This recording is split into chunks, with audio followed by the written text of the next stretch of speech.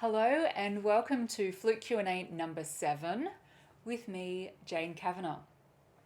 So, I've got 5 questions today from Robert Malope. I hope I say that right. Robert again, Delma and Alison. So if you want to ask a question in one of these Q&As, just go to www.flute.school/ask and you can add the question to my list that I've got going on, and I will answer your question as it comes up in the coming weeks. So as you'll probably know from what I've said in Q&As before, I don't edit this video. So you're going to have to put up with my word stumbles. I often pause to think, and there's nothing very exciting about watching someone think. So you just have to deal with the bits of silence when I, need a bit of thinking time, because I'm a bit of a slow thinker, maybe? So, welcome to this Q&A. The first question comes from Robert. He says, have you found that older flute players whose fingers might be slowing down are able to improve their speed and accuracy? Are there exercises that might help? Oh my God, firstly, I meant to say, the questions that you have submitted are amazing. Like, seriously, they are so good. Originally, I was just going to choose the best questions that would help the most people. But every single one of the questions that I'm getting are amazing. So I'm going to answer them all. Just a few at a time. So this week, it is the lucky 5 questions that I have mentioned from the people that I have already mentioned from. See, there you go. Not getting edited out. So, Robert, yes, there are exercises, not specifically for people that are getting older, but so many flute players find that they have the same problem that you describe.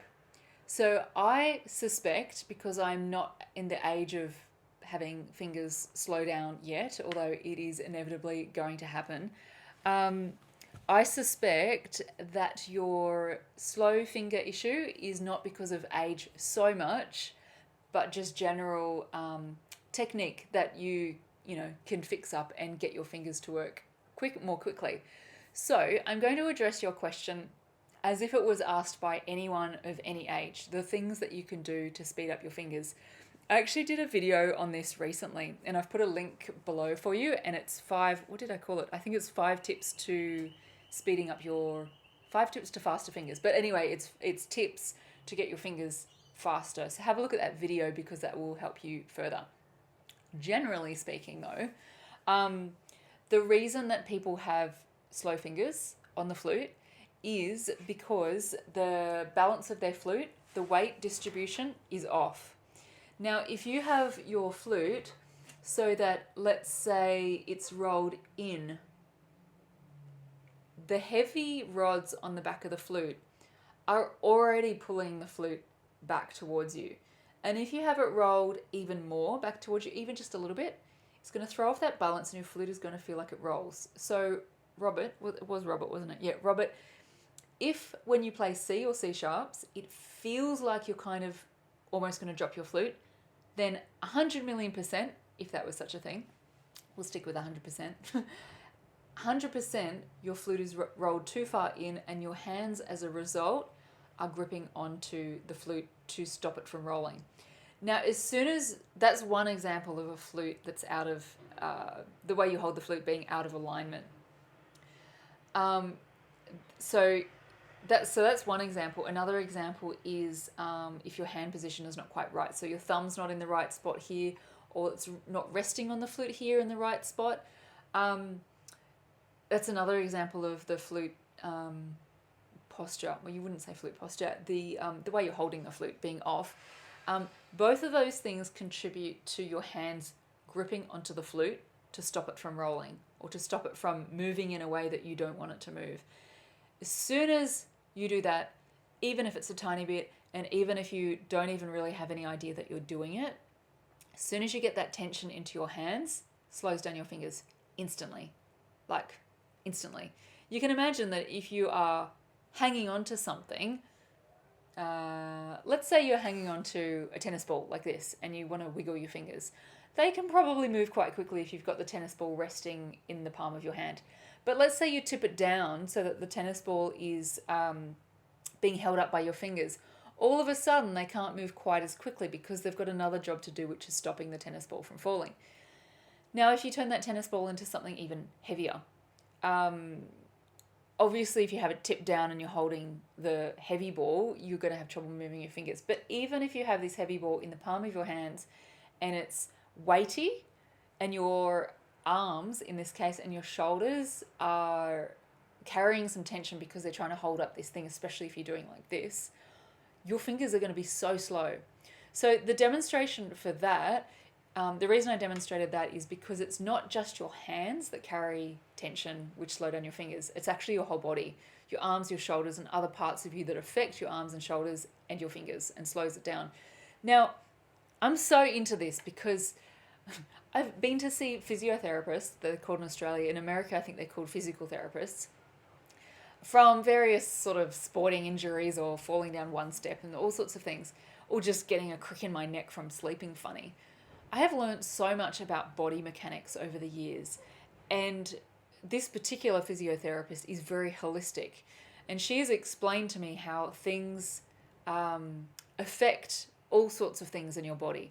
So, for example, the first time I went to see her, I went because I was having trouble walking because my heel really hurt. She fixed something in my lower back. She didn't even touch my foot, and it fixed my foot. So I thought she was a magician. Turns out that things are just connected. So if you have tension in other parts of your body, it flows into your hands and slows down your fingers. So because of all that, in the Flute Academy, am I recording? Yes, I am. I've always got to double check. It's like this fear. Actually, it's a founded fear. Sometimes I'm not recording when I'm speaking, doing these videos. So in the Flute Academy, there's a 45-day program, which is called the 45-day Flute Transformation. By the way, it used to be called the Flute Academy. So if you're thinking, hang on, I've got that, but it's called the Flute Academy. The Flute Academy is expanding. On October the 1st this year, which is 2021, in case you're coming to us from the future, hi to you in the future, if you're watching this video later, where was I up to in that sentence? I'm going to have to start that sentence again. The Flute Academy has been expanded, and it's including the 45-day Flute Transformation. In that 45-day Flute Transformation, there is a whole module on faster fingers. And it's exercises, like you asked Robert, to speed up your fingers. But before I show you any exercises, and before I show anyone any exercises, we need to get the balance of the flute and their hand position right. Which is why there's a whole module before faster fingers about the balance of your flute and hand position and general body posture when you play the flute. That gets the balance right, it gets the weight distributed right, and it gets your hands in as comfortable a position as they can be when you're doing something quite unnatural, which is this, sticking a long pipe with holes and buttons out to the side and holding it there for several hours, depending on how long you practice for. Yes, so the Flute Academy has loads more detail for you, Robert. So it's got exercises and explanations. I think I've probably just overloaded you then with enough information. Go and check out the video on the 5 tips to faster fingers and see if you can pick your favorite tip out of there and implement it into your playing. And we'll move on to the next question from Malope, Malope, or Malope. So I hope one of those versions of your pronunciation is correct. How would you start a high note softly and gently? I'm having some trouble with my attack being too aggressive. Yes, so I can explain why it's too aggressive. All right, so hang on, we'll go back a step. There is a very good way of playing high notes, which involves a tiny bit of a pout. There's a whole module in the 45-day Flute Transformation about high notes, a few days worth exercises and so on, which you can check that out. Check that out more at the Flute Academy if you want.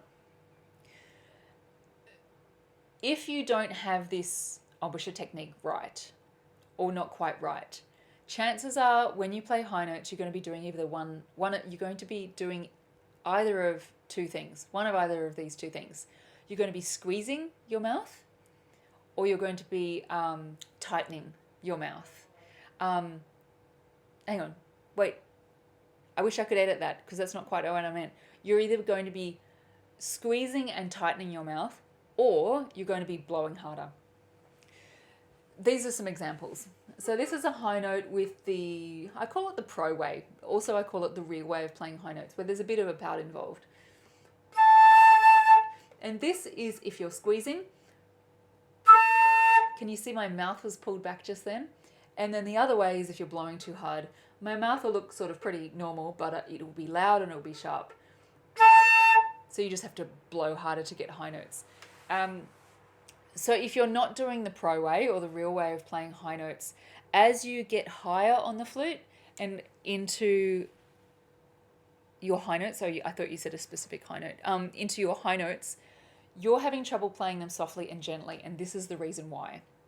So if you are blowing harder or squeezing or tightening your mouth when you play high notes, it might work for a while into the flute, sort of like, into the high notes like this.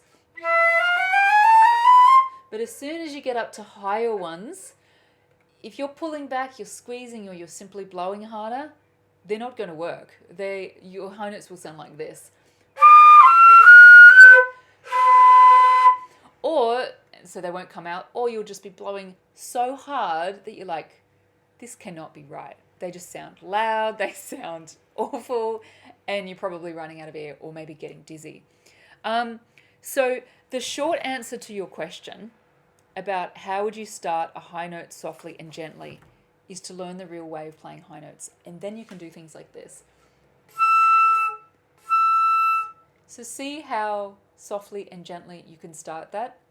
It's because of the way I'm using my embouchure to play the high notes.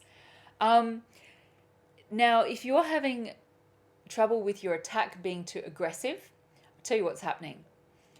You are not using the real way of playing high notes, which means that your lips are not in the right position on the flute, like on this hole, to get the high notes with ease.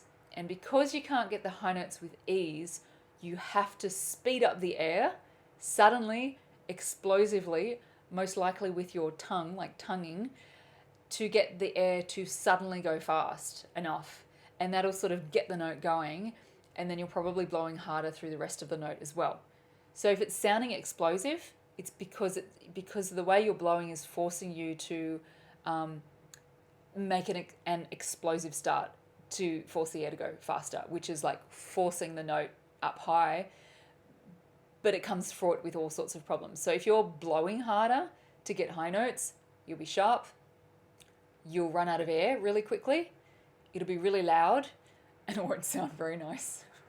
I'll give you a demonstration.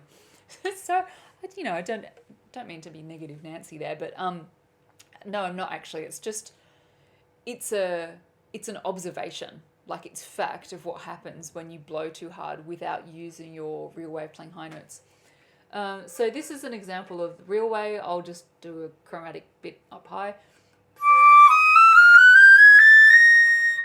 So that's an example of the real way. It's quite gentle sounding. I'm not using very much air at all. And yeah, it's in tune. Now, if I do the same thing, but I blow harder, you're going to hear that it's loud, it's sharp. I will run out of air, but you might not notice that bit. And what was the other thing I said? Oh, they don't sound very nice. So, hey, I did run out of air, so you could notice it. Okay, so there you go. I hope that helps. The next question is also from Robert. He says, "Hello, Jane." Hi, Robert. Quick question for you. Sure. I understand that the practice of harmonics is important somehow. What is it that practicing harmonics does for us? It's a really good question, Robert. A really good question, because often students, we're all students of the flute, but often students of the flute at various levels get told that they have to practice harmonics.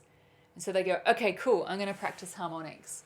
So they get the low one, then they blow harder, the next one they blow harder, the next one, blow harder, get the next one, blow harder, get the next one, and go, okay, I've done my harmonic practice.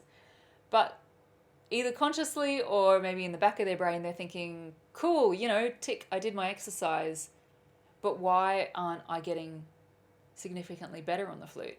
And when I did my exercise. So exercises are always for a reason. And if you're simply doing an exercise like a tone exercise or a harmonic exercise or a high note exercise or any exercise that you have learnt, either from a book or from a teacher, if you're doing it and you don't know why you're doing it, this is sounding like an insult. This is not what I mean. If you haven't been told the reason for this exercise, then you're just going through the mechanics, and you're playing the flute when you're doing this exercise, so you're not going to get worse. You're sort of maintaining your level, but you won't be getting any better if you don't know the reason behind the exercise. So that's why it's such a great question of yours, Robert. Harmonics, a harmonic exercise is a form of a high note exercise, even if the harmonics are low.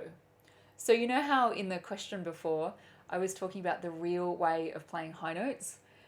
This becomes incredibly evident when you do a harmonic exercise. It becomes evident whether you're doing the real way of playing high notes or the pro way, because in a harmonic exercise, as you know, which I'll demonstrate I know you know what it is, Robert, but if you're watching this and you don't know, I'll demonstrate a harmonic exercise. Your fingers don't move. So it's overblowing notes and getting up to the next harmonic. And the reason why the high note technique, your embouchure technique, is so important when you're doing harmonic exercises, the computer almost went off, no, it's good, is because your fingers aren't moving and they're not giving the high notes the stability to come out with ease, caused by caused by a key combination that's sort of making the note more stable. Harmonics are very, very, very, very unstable, the higher ones. And because they're very, very, very, very unstable and they can go too low, they can go too high when you don't want them to, it forces you, in a really good way, to have proper embouchure technique for high notes. Woo! There you go. That is the explanation. If that was like a mega onslaught of information, rewind and listen to it again, because that says everything you need to know about why harmonic's good. Okay, so this is a harmonic exercise. Oh, finger low C. Oh,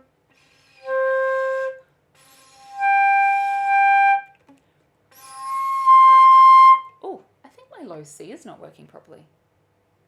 Whew! No, it's not. All right, I can compensate. It's okay.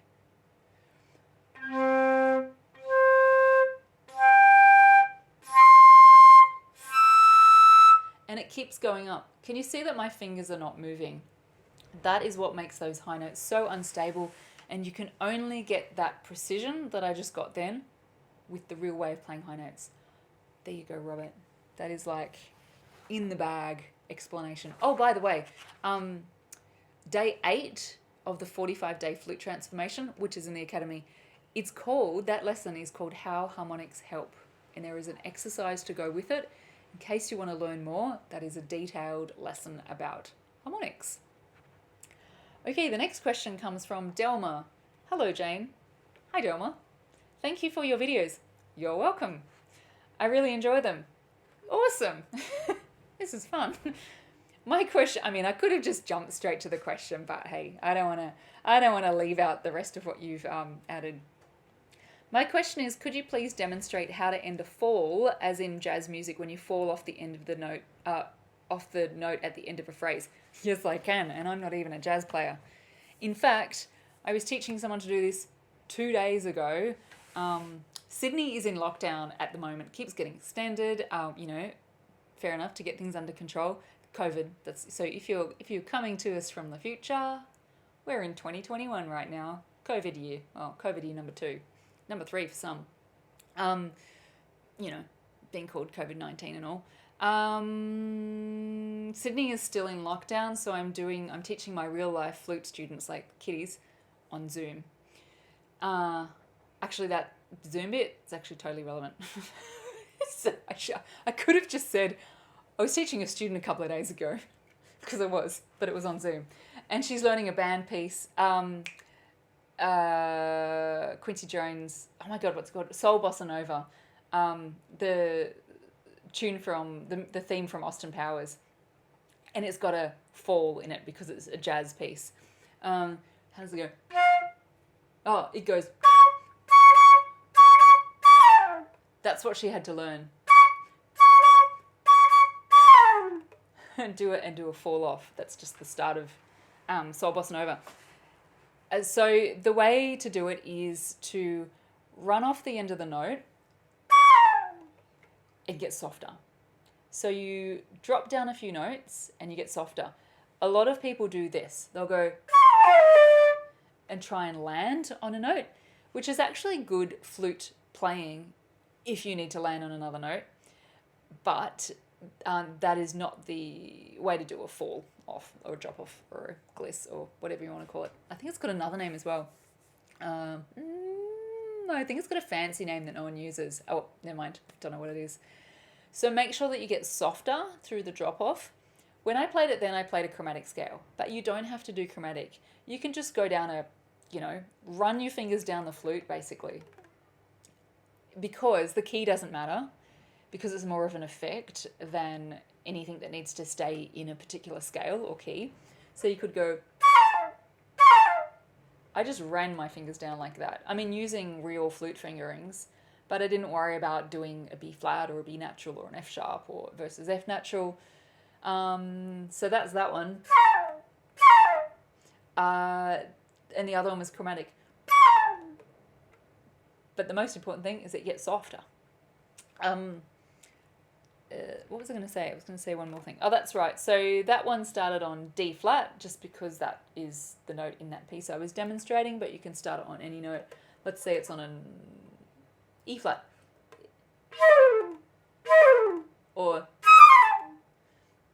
that was kind of like a semi-chromatic scale then, but again, it doesn't matter. It's just an effect. So there you go. Hope that helps. And the last question today comes from Alison. How do you best adjust to playing a much older, less easy to play flute? That is a really good question, Alison, because if you have a flute that's really not working, then it's best to get it fixed. And then if it's really old and really not working, it's best to get a new flute. That's a bit of a hard thing to say because I know, you don't always have the money for a new flute or to get it fixed. But it really is, it's quite comparable to a car. Like cars will get to a point where it's just not safe for a car. A flute's never unsafe to play. So maybe it's not quite the same. But it is a mechanical thing. Flutes and cars are both mechanical. And it's kind of like, how much can you put up with, basically? So it is similar to a car like that. So if you've got a car and you've got this clunky noise and you're like, you know what? It's either the clunky noise or I fork out whatever number of thousands of dollars to get a new car. You're like, which one am I going to pick? And you're like, look, I'll just pick the clunky sound and save myself all that money and deal with it. It's a bit like a flute. If you're like, okay, cool. My high notes on this flute are just really hard to play because it's so old, and that's a real life scenario. I have another student who that is the case. Her high notes are so hard to play because her flute is so old and just like out of whack and not a great flute to start with. I'm trying to convince her parents to get her a new flute, but we'll see if she can one day get a new flute. So it depends what you want to put up with. The trick here, or the tricky bit is, if you don't know if it's you or if it's your flute. So in the last couple of questions ago, I was talking about high notes and, harmonics and the real way of playing high notes. The tricky bit is, how are you going to know if it's your flute that doesn't play high notes or if it's you that doesn't know the real way of playing high notes yet? And there is a way to find that out, and it's get someone else to play your flute. Get someone else to play your flute that can obviously play the flute, the better they are at the flute, the better this experiment is going to be for you, because they will either go, oh no, it seems fine to me, and you'll be like, damn it, it's me. No, not damn it. It's actually a good thing if it's you, because your technique is easily fixed. That's why I created the whole Flute Academy, because it really truly is a step-by-step process of small tweaks, adjustments to your technique, like the high note thing. I don't just say try harder or practice more. There's actually a technique involved. So the better this person is that tries out your flute, that's good, because then you'll know if it's you or the flute. If you know some, average flute players, get them to get a test as well, because if you don't tell them anything, let's for example say it's your high notes, if all of them go, oh yeah, it works, but gee, the high notes are hard to play, you'll know that it is your flute, rather than you. But it probably is also you. And I mean that in the nicest possible ways, because it's very, very, very, very, very, very, very, very, very common for flute players to find high notes difficult, because a lot of flute students don't learn this real way of playing high notes, so they just blow harder or they squeeze, and it really throws high notes out. Now, you haven't specifically said that it's high notes on your flute that are causing you grief. If it's something like, my F is always not working, but I'll just put up with it. If it's something like your F, that's something that is easily fixed in a service. Because if it's F that's not working, but G is fine, then you know that it's either this hole that's not closing properly or this hole that's not closing properly, because both of those go down when it's F. So if it's only one note that's not working, have a look on your flute and see what the what the difference is. Like, say it's E that's not working, but everything else is fine. So if E's working and F's not, other way around. If E's not working but F is, there's probably something going on with this hole, the way it's sealing below. So, I mean, I can't obviously teach you to be a flute repairer in 5 minutes, partly because I'm not a flute repairer. Although I can do things that I've just talked to you about, then I can fix, because it's such a logical thing to work out what's not working. So if it's a specific thing that's not working on your flute, Alison, see if you can get it fixed. If it's hard to blow all round, get someone to check the cork in your flute, because the cork up here, and that is a repairer thing. I can't tell you how to fix a cork that is too dry or too loose, because I don't have the expertise to do it. I can diagnose it, but I can't fix it. So if your whole flute is hard to play, it could be because the cork up here is shriveling with age and possibly leaking, which you don't want. Anyway, so see if you can figure out the specific thing that's not working, be able to tell a flute repairer that, and then consider getting it fixed, and then if you're up for it in the future, getting a new flute, which I know is not always possible. Having said that, I did a video I did a video, and I've linked to it below for you, where I compared a $100 Audi flute to my flute, and it tells you the good and bad of both, and so that's a bit of a comparison that you might like to have a look at.